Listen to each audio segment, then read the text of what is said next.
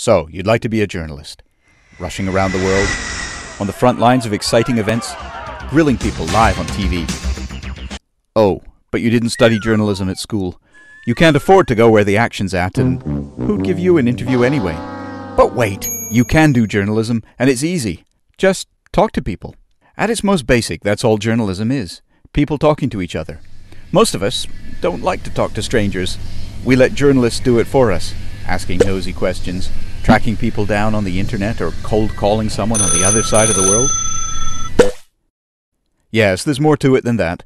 You need to know about balance, objectivity, media law, fact-checking, all that stuff. But the essence of journalism can't be taught, and it's accessible to anyone. Here's what you need: curiosity. While everybody else waits to be told what's going on in the world, you go out and ask. Persistence. And if somebody won't tell you, you don't feel bad. You ask somebody else.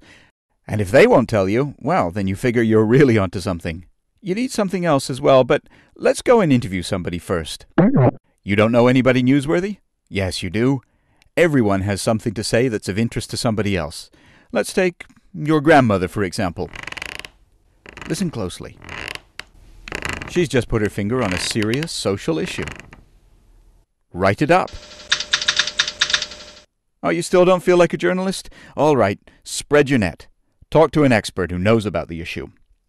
Or, if you want some excitement, go down to a protest march. Interviewing protesters is easy.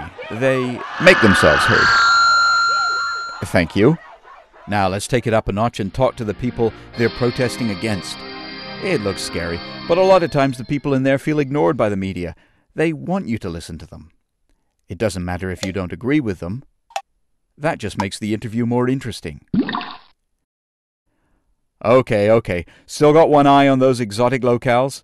No problem. Skype, cell phones, chat, Facebook, they're everywhere. In fact, it's hard to find a place in the world that you can't reach. So stop dreaming, pick up the phone and talk to someone. Hello.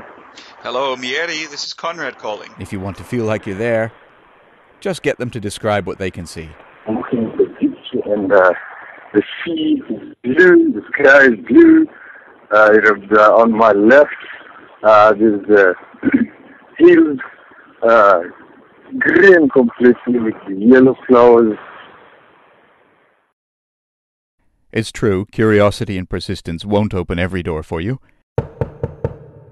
But you'd be surprised how many of the people you see featured on the news every night will talk to you too, if you just ask.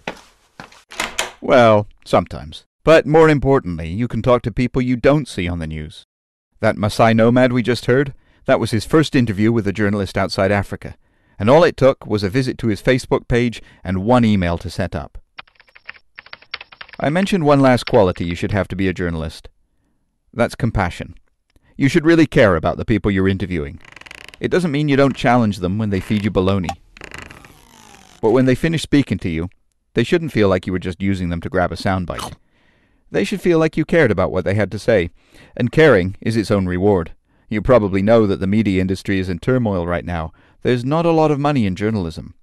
But post your stuff to a blog or your Facebook page, let your friends know, and feel the rush of participating in a global conversation. We need you. And eventually the industry will settle down, we'll find a sustainable model to support journalism, and when it does, there'll be opportunities for people who know how to talk to people.